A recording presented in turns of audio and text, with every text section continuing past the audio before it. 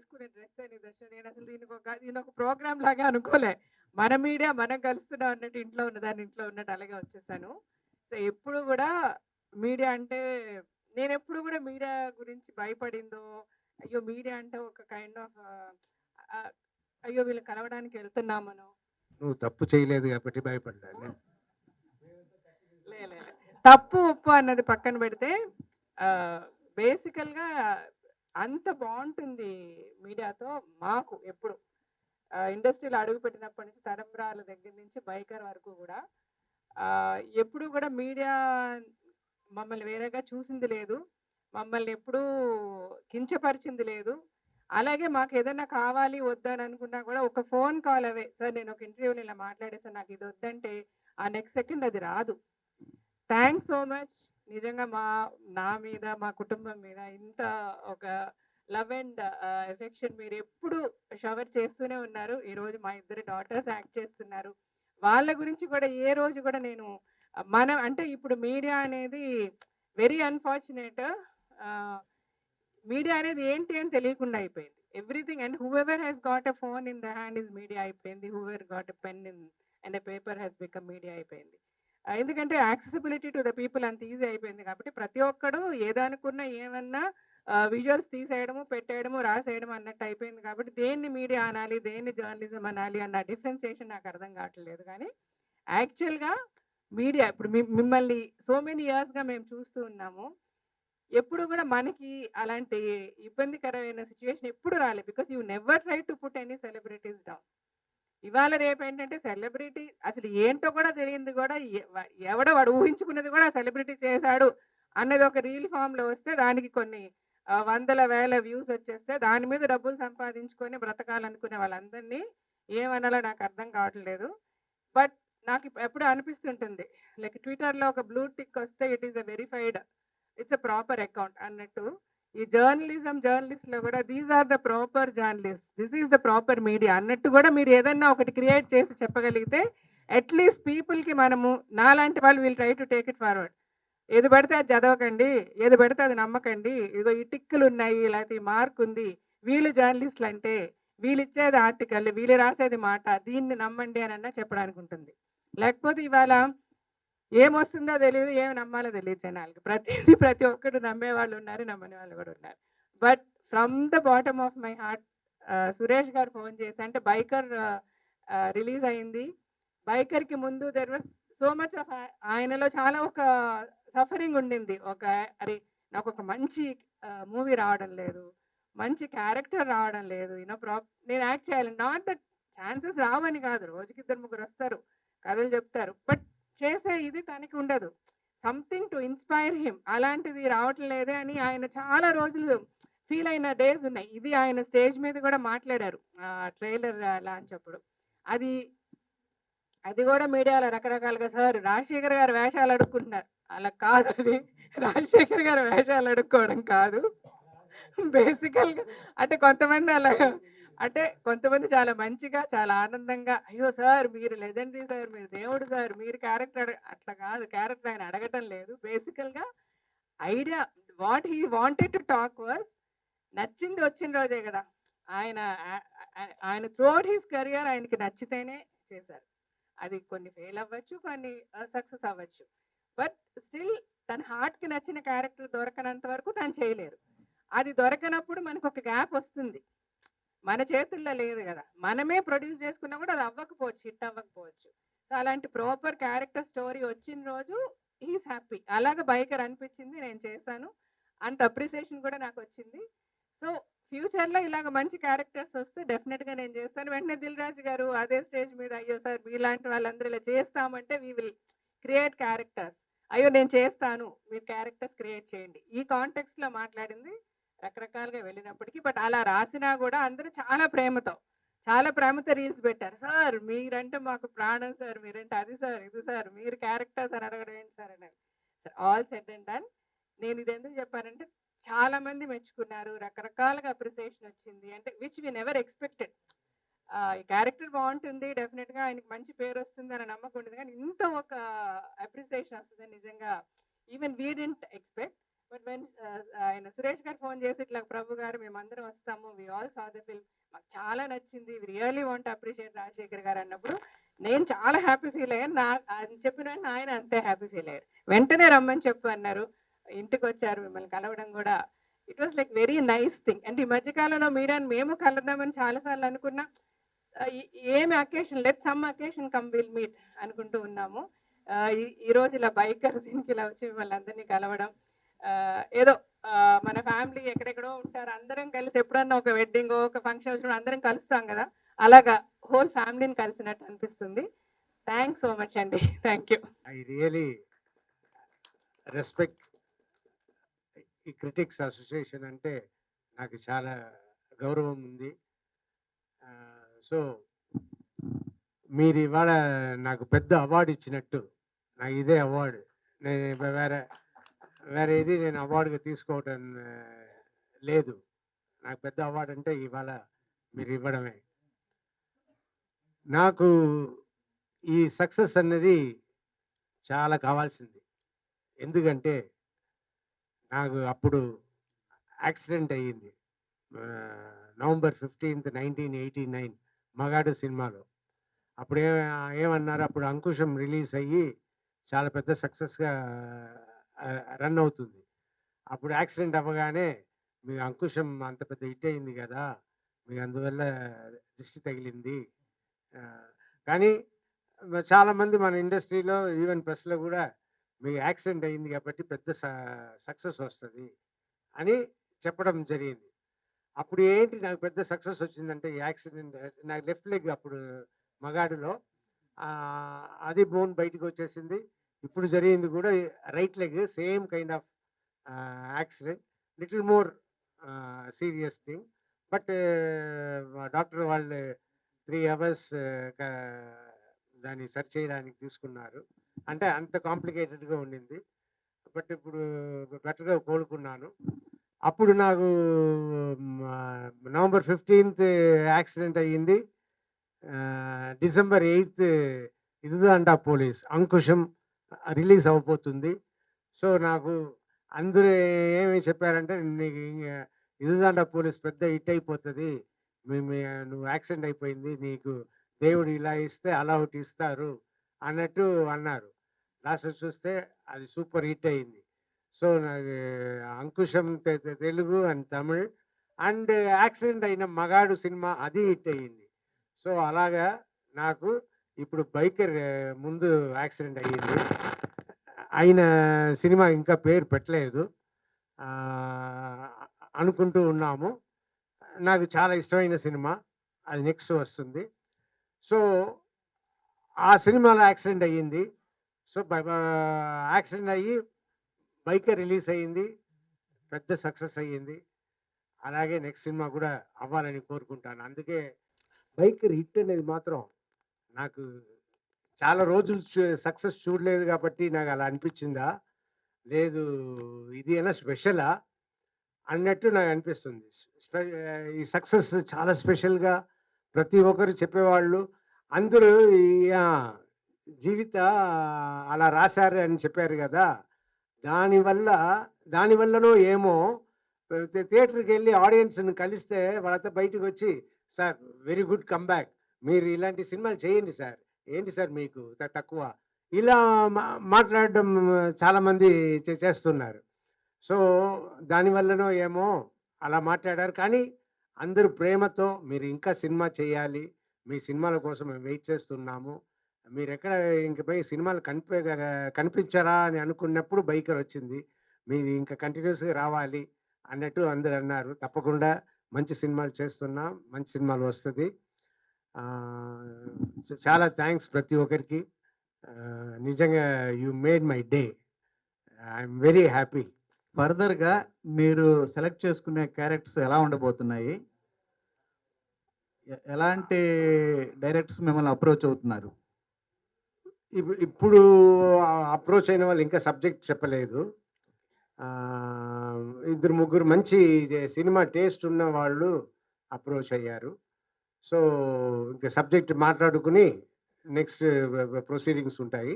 కానీ ఇప్పుడు నేను సినిమా చేస్తున్నాను, 2 సినిమాలు చేస్తున్నా. ఒకటి 'మగాడు' అని మన పవన్ సాధినేని డైరెక్షన్‌లో. ఓకే. అది నెక్స్ట్ రిలీజ్ కాబోతుంది కాబట్టి దాని ముందు ఇంకో సినిమా చేస్తున్నాను. ఇంకా టైటిల్ అనుకోలేదు. డైరెక్టర్ పేరు చెప్పొచ్చండి? మరి డైరెక్టర్ మన 'ఐవి శశి' గారి అబ్బాయి ఓహో! అని శశి. అది మలయాళం ఆ! డైరెక్టర్ శశి గారు. అవును. ఓకే. ఆయన చాలా థ్రిల్లర్స్ వాళ్ళ తీశారు. వాళ్ళ ఫాదర్‌తో నేను మంచివారు మావారు. మంచివారు మావారు. మంచివారు మావారు చేశాను. ఆయన వాళ్ళ ఫాదర్‌తో. ఓకే. ఇప్పుడు అబ్బాయితో ఈ సినిమా చేస్తున్నాను. ఇంకా టైటిల్ అనుకోలేదు. ఆ సినిమాలోనే నాకు యాక్సిడెంట్ అయ్యింది. అయ్యో! సో, అందువల్ల అది తప్పకుండా హిట్టేస్తది. కష్టం కూడా వచ్చింది కాబట్టి. Okay sir.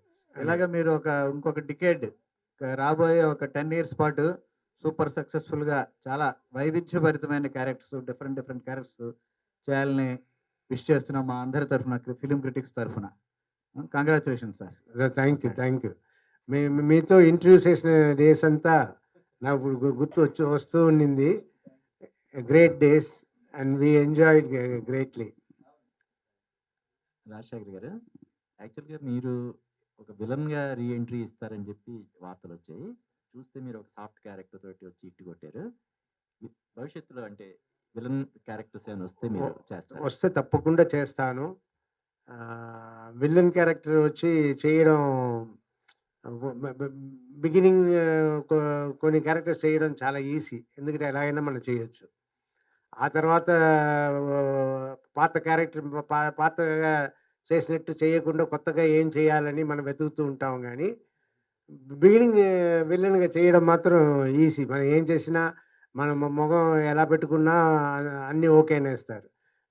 హీరోగా చేయాలన్నానే మొఖం బాగా పెట్టుకోవాలి. సరిగ్గా ఎక్స్‌ప్రెషన్ ఇవ్వాలి. చాలా కష్టపడాలి. బట్ విలన్‌గా లేదు.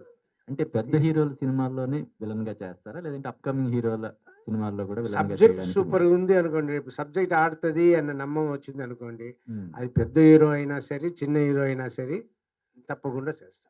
ఓకే. ప్రొడ్యూసర్‌కి మీ బైక్ ఇవ్వండి అని బైక్ తీసుకొని బుల్లెట్‌లో నేను జీవితాన్ని ఎక్కించుకొని వెళ్ళిపోయాను. ఎంత ఫాస్ట్‌గా వెళ్ళడానికి వీలవుతుందో వెళ్ళి స్ట్రెయిట్‌గా ఎయిర్‌పోర్ట్ అప్పుడు లోపల ఎంట్రీ అయ్యేంత ఉంటది. బేగంపేట.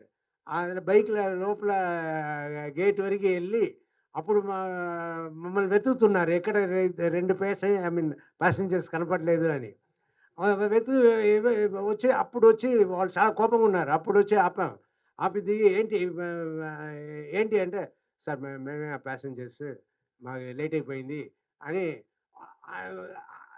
తిట్టడం మొదలుపెట్టారు. మీరేమనుకోవద్దు మా ప్రొడ్యూసర్ వస్తారు ఇచ్చేయండి అని బైక్‌కి ఆయనకి ఇచ్చేసి ఆయన దగ్గర బోర్డింగ్ పాస్ తీసుకొని లోపల పరిగెత్తాం. ఇదో ఇన్సిడెంట్. ఇలాగే భీ భీమవరం రైల్వే స్టేషన్‌కి వెళ్ళడానికి మేము వెయిట్ చేస్తున్నాం. అది ఏ రోడో ఏంటో తణుకు నుంచి ఎక్కడో. సో, ఆ రోడ్‌లో ఫుల్ ట్రాఫిక్ జామ్. బండి అన్నీ నిలిచిపోయింది. మాకు ట్రైన్ టైమింగ్ దగ్గరికొస్తుంది. మాకు కంగారు వేరే ఎక్కువ. అప్పుడు కరెక్ట్‌గా చూసి ఒక అబ్బాయి వచ్చి స్కూటర్‌లో మమ్మల్ని పక్కన చూసాడు. కార్‌లో కూర్చున్న మమ్మల్ని. సార్ రాజశేఖర్ గారు మీ పెద్ద ఫ్యాన్ అది ఇది అన్నాడు. అప్పుడు నాకు వెంటనే ఐడియా వచ్చింది. ఈ అబ్బాయి దగ్గర స్కూటర్ తీసుకొని మనం వెళ్తే వీడు కార్‌లో వచ్చి మన స్కూటర్ తీసుకోమని చెప్తాము అన్నట్టు నా ఐడియా అని చెప్పాను. బాబు ఇలా మేము స్టేషన్‌కెళ్ళాలి.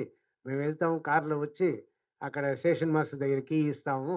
మీరు ఇది తీసుకోండి అన్నట్టు ఏర్పాటు చేసి అప్పుడు బైక్ తీసుకొని వెళ్ళాము. ట్రైన్ పట్టుకున్నాము. ఊరెళ్ళిపోయాము. అతను వచ్చి బైక్ తీసుకొని వెళ్ళిపోయారు. సో, ఇలాంటి ఇన్సిడెంట్ ఇలా ఇంకా జీవితంతో చాలా తిరిగాను. ఈ బైకర్ సినిమా చేస్తున్నప్పుడు మీ పాత జ్ఞాపకం ఏమన్నా మీకు గుర్తుకొచ్చాయా సార్? అంటే బైక్ నడపటం, ఫస్ట్ టైం రేసింగ్ అలాంటి. మీ సినిమాలన్నీ కూడా యాక్షన్, యాంగ్రీ మ్యాన్‌వే కదా? ఏం గుర్తుకొచ్చిందో అడిగారు? ఫాదరా? Bike racing. బైక్ రేసింగ్‌కి ఫాదర్‌కి సంబంధం లేదు. Old age sir. అదే. హ్మ్. నాకు నేను బైక్ నడపడం అన్నీ ఎప్పుడు నా బైక్ ముగ్గురితోనే మినిమమ్ ఉంటది. ఇద్దరితో వెళ్ళింది చాలా తక్కువ. అలా మేము ఫాదర్ అసిస్టెంట్ కమిషనర్గా ఉన్నారని నేను మా ఫ్రెండ్స్ తీసుకున్న ఇది అందులో ఒక ఇది చెప్పాలి, ఇంట్రెస్టింగ్ ఒక ఇన్సిడెంట్ ఏంటంటే, ఈ ముగ్గురే వెళ్తామంటాం కదా, ల్యాంబ్రెట్టా స్కూటర్ 1001 నంబర్. సో దాని ఆయిరత్తిల్ ఒరువన్ అంటారు, 1000లో ఒకడు అన్నట్టు అంటుంటారు నా ఫ్రెండ్స్ అంతా. అందులో వెళ్తున్నాము. ఒక్కొక్కసారి నేను స్కూటర్ ఇలా కూర్చొని ఇక్కడ ఎవరైనా కూర్చోబెట్టుకుంటా. సో ఒకరు ముందు ఒకరు వెనక నేను నడుపుతూ ఉంటా. అలా నేను స్టెర్లింగ్ రోడ్ జంక్షన్లో అలా వస్తున్నప్పుడు ఒక సార్జెంట్ చూశారు. చూసేసి మమ్మల్ని తరవడం మొదలుపెట్టారు ఆయన బైక్లో. మేము నాకు తెలిసిపోయింది ఇలా తరుముతున్నారు, మనం ఆగిపోతే బెటరు అని మేము కోట్ కూడా వేసుకున్నాము. Stethoscope, coat, medical college student అంటే అది ఒకటి పెట్టుకుంటాము, ఎందుకంటే మేము చేసే పొరపాట్లకి అవును మమ్మల్ని సేవ్ చేస్తుంది. సో అలాగా వచ్చేటప్పుడు ఆ సార్జెంట్ బైక్లో వచ్చారు. వచ్చిన తర్వాత నేను ఆగిపోయాను. ఆగిపోయిన తర్వాత ఆయన వచ్చి ఆపి, అమ్మాయి అందరూ దిగిపోయాము. దిగిపోతే రెడ్ షర్ట్ వేసుకున్న ఒక అతన్ని, రా ఎంత పొగరు నీకు, నన్ను చూసారా, నువ్వు వెళ్తున్నావా? సార్ నేను నడపలేదు సార్, ఆయనే నడిపారు సార్. నా దగ్గర అబద్ధాలు ఆడతావా? రెడ్ షర్ట్ వేసుకుని ముందు కూర్చుంది నువ్వే కదా అని ఆయన ముందు కూర్చున్నారు కాబట్టి ఆయన నేనంతా క్వైట్గా ఉన్నాము. ఎందుకు మనం చెప్పుకోవడం, నేనే కానీ ఆయన ఇలా కూర్చోబెట్టారని చెప్పుకోవడమా ఏంటి? సో చెప్పకుండా వదిలేసాము. సో అలా ఆయన నమ్మకుండా లాస్ట్లో తిట్టి ఆయన అపాలజీ సారీ చెప్పేవరకు నా ఫ్రెండ్ ఇప్పుడు చెప్తూ ఉంటాడు, కలిసిపోతే నన్ను ఇలా చేసేవారు అని. సో గుర్తు ఇన్సిడెంట్ వచ్చింది. ఒక సినిమాకి వెళ్ళాము, నేను ఒక నీగ్రో గర్ల్ కాలేజ్ స్టూడెంట్, ఆ అమ్మాయి నేను సినిమాకి వెళ్ళాము. సినిమాకి వెళ్తే టికెట్ దొరకలే, హౌస్ఫుల్ అయ్యింది. సరే ఏం చేస్తాం, సరే ఒక రౌండ్ వెళ్దాం స్కూటర్లనే అని అమ్మాయి వెనక్కి కూర్చుంది, నేను రౌండ్ వెళ్ళాను. మనం అది ఆ రోడ్డు ఏంటి, వీజీపీకి వెళ్ళే రూట్లో మమ్మల్ని పోలీస్ ఆపారు. పోలీస్ ఆపితే నేను ఆగలేదు, ఆపుతున్నాడు. నేను వెళ్ళిపోయాను, నేను అమ్మాయి. ఇది చూసి ఎస్ఐ, వెనక ఉన్న ఎస్ఐ బైక్లో చేసేసారు. చేసేస్తే నేను ఎస్కేప్ అవ్వాలని అటు ఇటు తిరుగుతున్నా, లాస్ట్లో మనం దొరికిపోతామన్న ఈ సిచ్యువేషన్ ఆపేసా. వచ్చి బైక్ వచ్చి కన్నా నన్ను తిట్టినారు, ఇష్టానికి తిట్టారు. తిట్టితే నేను క్వైట్గా ఉన్నా. క్వైట్గా ఉంటే నేను అవును ఎందుకు వెళ్ళిపోయారు, నేను ఆపితో కూడా అంటే తప్పించుకుందామనే వెళ్ళిపోయాను, ఇప్పుడు దొరికిపోయాను అన్నా. సో ఆయన అదంతా నచ్చిపోయింది, సరే నిజం చెప్పాడు. ఈ అమ్మాయి మాత్రం ఏం మిస్టేక్స్ చేసాము ఏంటి ఏమి అని పోలీసుని తిట్టింది. తిట్టితే మమ్మల్ని ఇద్దరిని మూసుకో అని ఆయన పోలీస్ ఆఫీసర్ అమ్మాయిని తిట్టేసి, ఇద్దరు స్టేషన్కి రండి అని స్టేషన్కి వెళ్తే నన్ను మాత్రం కూర్చోబెట్టి అమ్మాయిని నిలబెట్టి, ఆ అమ్మాయి ఇష్టానికి నేను ఆ లాయర్ని పిలుస్తాను, లాయర్ని తీసుకొచ్చి మాట్లాడిస్తాను, మిగతా నేను భయపడను అది ఇది అంటుంది. నేను ఊరుకోమా లేదంటే వదలరు వాళ్ళు అని చెప్పినా కూడా వినిపించుకోకుండా అమ్మాయి మాట్లాడింది. నన్ను కూర్చోబెట్టి నాకు టీ ఇచ్చి తర్వాత నేను ఎవరు ఏంటి అడిగితే నేను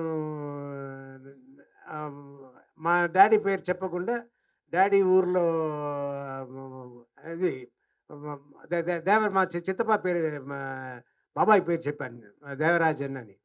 దేవరాజన్ అంటే ఏ ఊరు అంటే కోవిల్పట్టి. కోవిల్పట్టి నుంచి వరదరాజన్ అని ఒక ఆయన ఇక్కడ ఇన్స్పెక్టర్గా ఉన్నారు, తెలుసా? నాకు తెలియదు సార్, మా ఫాదరే, నాకు తెలియదు సార్ అన్నారు. మొన్న అతను వచ్చి మా పోలీసు వాళ్ళు అతను చూశారు, స్కూటర్ 3060 కదా అన్నారు. ఇదేంటి నా ఫ్రెండ్ రవికుమార్ స్కూటర్ చెప్తున్నాను. వాడొచ్చి వరదరాజన్ కొడుకు అని చెప్పి వెళ్ళిపోయాడు. ఇదే ఎందులోనో దొరికి. సో వాళ్ళంటున్నారు వరదరాజన్ కొడుకు ఇలా వచ్చారు. ఆయన మెడికల్ కాలేజ్ స్టూడెంటే అన్నట్టు అంటే అలాగా అని విని వచ్చాను. సో ఇలా ఆ అమ్మాయి వెనక కూర్చుంది. గ్లోరియా అని అమ్మాయి పేరు. అవును. గ్లోరియస్‌గా ఉంటది అని ఎళ్ళాను. చాలా చండాలంగా లెఫ్ట్ అండ్ రైట్ ఇచ్చి నన్ను పంపించేశారు. ఆ అమ్మాయిని లేట్‌గా 2 అవర్స్ నిలబెట్టి పంపించారు తర్వాత. సో ఇలా బ్యాక్ సీట్ డ్రైవింగ్. తెలుసు. నాకు ఫస్ట్ 5 ఇయర్స్ చేసిన పని ఏంటి? నేను అందులో ఉన్నప్పుడు నేను చేసిన పని ఏంటి? ఇప్పుడు నేను చేస్తున్న పని ఏంటి? ఏమీ డిఫరెన్స్ లేదు. అప్పుడు చేస్తున్నదే ఇప్పుడు చేస్తున్నాను. అప్పుడొచ్చిన సక్సెస్ లాగానే ఇప్పుడు ఈ బైకర్స్ సక్సెస్ అనేది చాలా పెద్ద సక్సెస్ నా నా కెరీర్‌లో. సో అంతేగాని సక్సెస్ లెక్క గాని, ఆ పొజిషన్స్ లెక్క కాదు అని నాకు తెలిసినా కూడా నేను అలా ఉన్నా కూడా నేను సక్సెస్‌లో ఉన్నాను. నేను ఇలా హీరోగా ఇలాగనే బిహేవ్ చేయాలి అని ఎప్పుడు బిహేవ్ చేసింది లేదు. నేను ఇలాగే ఉన్నాను. ఇలాగే సినిమాలు చేస్తున్నా. సో నా మంచి సినిమాలు వస్తే చేస్తాను. అంతే తప్ప నేను పొజిషన్ అన్నట్టు నేను చేయటం లేదు. And I don't believe in this. ఇప్పుడు నాకు సబ్జెక్టే హీరో. ఇప్పుడు కాదు, నేను ఎప్పుడు నేను చెప్పేవాడిని సబ్జెక్టే హీరో. సో ఇప్పుడు సబ్జెక్టే హీరో. సో మంచి సబ్జెక్ట్స్‌ని చేస్తున్నా. పిల్లలకి తల్లిదండ్రులు కొన్ని సలహాలు, సూచనలు ఇచ్చి దోహదపడతారు. వాళ్ళు ఎదిగిన తర్వాత పిల్లలే తల్లిదండ్రులకి సలహాలు ఇస్తూ ఉంటారు. వాళ్ళు నిజంగా ఇచ్చే జెన్యూన్‌గా పెట్టడానికి తగ్గట్టుగా ఉంటది. అట్లా మీ పిల్లలు కూడా ఆర్టిస్టులు, సినిమా ఇండస్ట్రీలో అన్నీ తెలిసినవాళ్ళు. సో వాళ్ళు మీకు ఇచ్చిన మళ్ళీ రీ ఎంట్రీ ఈ సినిమా ఇస్తానంటే వాళ్ళు ఏమన్నారు? ఇద్దరేమన్నారు? ఎవరెవరు ఏమన్నారు? వాళ్ళందరూ కలిసి మేము మాట్లాడుకునిందే నేను చెప్పాను. హీరో అన్న పొజిషన్ లేదు. సబ్జెక్టే హీరో అనేదే నేను ఎప్పుడు చెప్తున్నా. అది పిల్లలు నాకు తెలియనట్టు నాకు తెలిసిన విషయాలే చాలా చెప్తూ ఉంటారు. డాడీ ఇలా డాడీ అలా డాడీ అని చెప్తుంటారు. ఇలాగే మేము బతికామురా, ఇలాగే వచ్చావురా పైగా అన్నది మనం అనుకుంటాము, చెప్తాము. వాళ్ళు వచ్చి ఇప్పుడు మా అమ్మాయి ఊరు వెళ్ళినప్పుడు డాడీ రసగుల్లా నేను లేనని ఆర్డర్ చేసి తిన్నారనుకోండి, అంతే నేను ఫుల్ వాచ్‌లో ఉంటాను అన్నట్టు చెప్పి వెళ్ళింది. You have come back with Yes. Biker. Yes పిల్లలు కూడా బిజీగా ఉన్నారు. ఎస్ జీవిత గారు she is an actor and director. Yes ఆవిడ కమ్బ్యాక్ గురించి మీ అభిప్రాయం ఏంటి? ఆమె కమ్బ్యాక్ ఉంటుందా? యాజ్ అన్ యాక్ట్రెస్ గా చాలా మంచి వాక్యూమ్ ఉంది ఈ రోజున. ఒక మదర్ క్యారెక్టర్స్ కానీ కొంచెం అలా డిఫరెంట్ చేయడానికి చాలా మంది అడుగుతున్నారు. బట్ ఏంటంటే జీవితం లేకపోతే మాకు పని అవ్వదు. మా జీవితం ము- లేకపోతే జీవితం లేదు. అవును, జీవితం మా ముగ్గురిని చూసుకోవడం ఆవిడే. ఉమ్, ఆవిడ లేకుండా ఎక్కడైనా వెళ్ళిపోతే అంత సఫరర్స్ మేమంతా. ఉమ్. సో అందువల్ల మేము పంపించడం లేదు. వారి దుర్మార్గం, అన్యాయం. పాలిటిక్స్ కూడా అదే ఆ, పాలిటిక్స్ వెళ్తే ఆ. మేమంతా అవును చాలా పెద్ద ఇది అయిపోతుంది అని నో మా పిల్లలు మేము కలిసి తీసుకున్న నిర్ణయం. మీ స్వార్థం కోసం ఒక నటీమణిని, ఒక ఆర్టిస్ట్ ని తొక్కేస్తున్నారు మీరు. కథ అలాగే ఇంకా అలాగో ఆ. లేదు, అందరి దగ్గర నుంచి కాపాడుతున్నానేమో కదా. సో ఆవిడ యాక్ట్ చేసి అందరు బాధపడకూడదు అని ఆపేస్తున్నానేమో. ఇప్పుడు గతంలో జరిగిన వివాదాలు, గొడవలు, ఆ అపోహలు అవన్నీ పక్కన పెడితే చిరంజీవి గారి సినిమాలో ఆఫర్ వస్తే ఏం చేస్తారు మీరు? చేస్తా తప్పకుండా. అంతే. అలాగే మీ పిల్లలు వరుసగా బిజీగా చేస్తున్నారు. వాళ్ళ సినిమాలో విలన్‌గా అవకాశం వస్తే? చేస్తా మంచి క్యారెక్టర్ వస్తే చేస్తాను. మరి చేయకుండా దేనికి? కానీ నాకు ఒక డౌట్, విలన్గా చేస్తే తర్వాత చూసే వాళ్ళందరూ ఏ మాట అంటారంటే మీరు సినిమా చేయండి, విలన్గా చేయొద్దు అన్నట్టు అంటారో ఏంటో. ఎందుకంటే తలంబరాలు అప్పుడు అనేవారు సో ఇప్పుడు మీ కంబ్యాక్ మేము చాలా హ్యాపీ, చాలా సినిమాలు చేయండి అని జనాలు చెప్పేటప్పుడు ఒకటి విలన్గా చేస్తే అప్పుడు తెలిసిపోతుంది కదా ఏంటి రిజల్ట్ అని.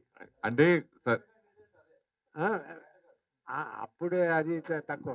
అవునవును. అప్పుడు బాగా వీరు సింగ్లో ఉన్నారు, బాగా ట్రెండ్ మారింది కదా ఇప్పుడు.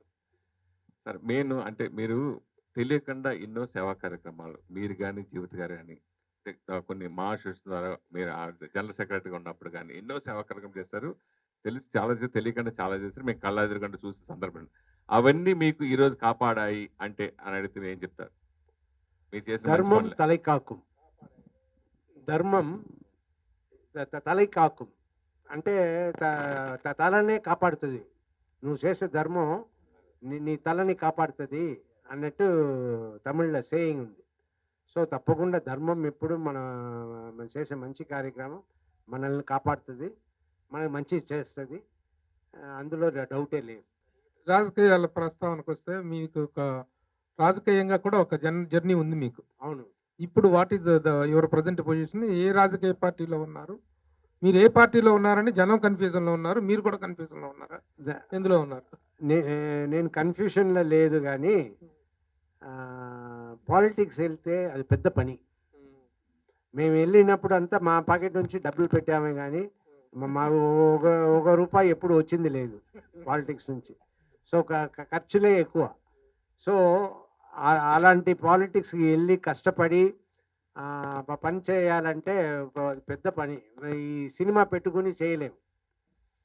ఒకటి సినిమా చేయాలి, లేదు అది చేయాలి. అది పెట్టుకుని ఇది చేసామనుకోండి, మన డేట్స్ అన్నీ ప్రాబ్లం వస్తుంది, మనం సరిగ్గా చేయలేము.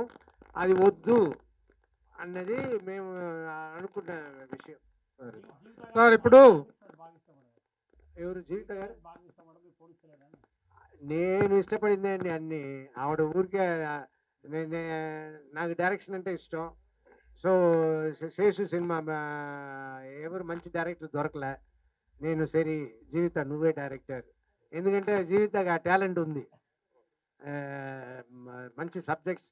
మగాడు ఇంట్రొడక్షన్ సీన్ చేయాల్సింది డైరెక్టర్ మధు గారు ఫ్లైట్ మిస్ చేశారు, కానీ మాకు అక్కడ నేవీ వెసల్ మాకు పర్మిషన్ అప్పుడే.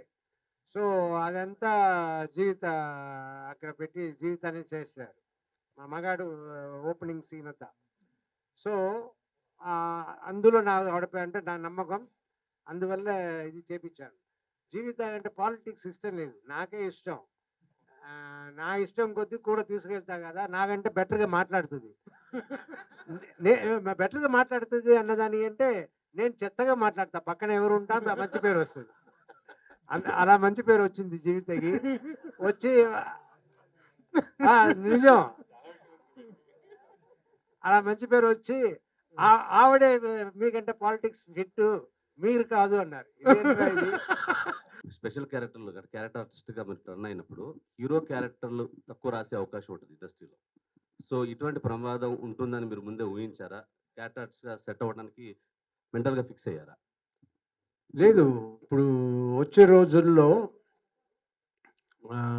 మనం పాతలాగా హీరోయిజం మాత్రం కొంచెం ఉంటే చాలు అన్న అది ఇప్పుడు సరిపోదు. ఇప్పుడు చేసేదంతా ఒక ఇన్సిడెంట్ అయినా కూడా కరెక్ట్గా దాన్ని చెప్పాలి, అప్పుడే సక్సెస్ అన్నది వస్తుంది. ఇలాంటి సమయంలో వచ్చి మళ్ళీ నేను హీరోగా చెయ్యాలా అని కష్టపడి నేను సబ్జెక్ట్ వెతుక్కుని తిరగడం అన్నది మనకి బోరు కొట్టిపోయింది, టైర్డ్ అయిపోయాం. సో మన ఇంకా పైగా మన క్యారెక్టర్స్ వస్తే ఈజీగా చేసుకుని మనం ఉండొచ్చు, డిఫరెంట్ క్యారెక్టర్స్ చేయొచ్చు, ఎక్కువ క్యారెక్టర్స్ చేయొచ్చు అన్నది నా ఉద్దేశం. అందులోనే నేను ఇప్పుడు విలన్గాను చేస్తానని చెప్పాను. నేను క్యారెక్టర్ చేస్తే తప్పే ఉంది అని నేను చేస్తాను కూడా. యాక్చువల్గా మీ అంకుశం, తర్వాత సింహరాశి, అలప్రియుడు, ఎవడైతే నాకంటే చాలా సూపర్ హిట్ సినిమాలు. అంత రీ రిలీజ్ ట్రెండ్ నడుస్తుంది. మీ సినిమాలు ఏమన్నా రీ రిలీజ్ చేస్తే ఇప్పుడు చేస్తారా? ఇప్పుడు మాట్లాడుతున్నారు మా వాళ్ళు కూడా అలా రీ రిలీజ్ చేయించాలి సార్ మీ ఏ సినిమాలని. సినిమాలు చేస్తారు చేస్తే? చేస్తే మా మార్కెట్లో డిస్ట్రిబ్యూటర్స్ బెటర్గా చెప్తారు, వాళ్ళని అడగాలి. నాకు ఏ సినిమా రిలీజ్ అయినా సంతోషమే. బట్ అల్లరి ప్రియుడు ఒకటి బాగా వెళ్ళడానికి ఛాన్స్ ఉంది, ఎందుకంటే సాంగ్స్ ఉంటాయి, బోర్ కొట్టకుండా. థియేటర్ ఓల్డ్ సినిమాకి వెళ్ళినా కూడా మ్యూజిక్ హెల్ప్ అవుతుంది, మంచి సినిమా కూడా. సో అలాంటి సినిమాలు అయితే బెటర్. అవును, ఎంటర్టైన్మెంట్ ఉండేలా. మీ ఇంట్లోనే జీవిత గారు, మీరు, మీ పిల్లలందరూ హీరోయిన్‌లు ఇగ చేశారు. అంటే మీరంతా ఫ్యామిలీ కలిసి ఏదైనా సినిమా చేసే ప్లాన్ ఉందా ఫ్యూచర్‌లో? అవును, ఇప్పుడు చెయ్యాలి, మనమే లేట్ చేస్తున్నాము, త్వరగా చెయ్యాలి అని మొన్న కూడా మాట్లాడుకున్నాం. మంచి సబ్జెక్ట్ చెయ్యాలి. బట్ 2-3 డైరెక్టర్ చెప్పారు, మేము తయారు చేసి వస్తాము, మంచి సబ్జెక్ట్ అని చెప్పారు. మేము అనుకుంటున్నాము, ఆ ప్రయత్నంలోనే ఉన్నాము. బైకర్‌లో శర్వా గారికి ఫాదర్‌గా చేశారు కదా సార్. నెక్స్ట్ ఇంకెవరన్నా హీరో వస్తే అలాగా మళ్ళీ యాక్సెప్ట్ చేస్తారా? హీరో ఫాదర్‌గా చేయటము. ఎందుకు, బట్ క్యారెక్టర్ సూపర్‌గా ఉండాలి. ఇలా బైకర్‌లా ఉన్నట్టు మంచిగా మా క్యారెక్టర్ మంచిగా ఉంటే తప్పకుండా చేస్తా. మీ నుంచి యాక్షన్ బాగా కోరుకుంటారు ఆడియన్స్, ఫ్యాన్స్. ఇప్పుడు మా యాక్షన్ కోరుకుంటారు, నా దగ్గర నుంచి డిఫరెంట్ రోల్స్ కూడా కోరుకుంటారు. సో ఇప్పుడు చేస్తున్నంత డిఫరెంట్గా ఉంటుంది, ఇంట్రెస్టింగ్గా ఉంటుంది, నచ్చేలా ఉంటుంది. ఇప్పుడు నేను నెక్స్ట్ చేసే ఓ సినిమా అన్నీ ఉంటాయి, అన్నీ మిక్సర్. సో అల్లరి ప్రియుడు లాగా అన్నీ. మళ్ళీ అల్లరిపీడి సీక్వెల్ చేయాలంటే చేస్తారా? అలాంటి మూవీస్ మీరు బాగా హిట్ మీరందరూ చూస్తారంటే చేస్తా. చేయడం మనకెందుకు ప్రాబ్లం కదా. మీ బాడీ లాంగ్వేజ్ ఒక స్పెషాలిటీ ఉంటుంది సార్. అది ఏదైనా సరే ఇలా అంటారు కదా. అవును.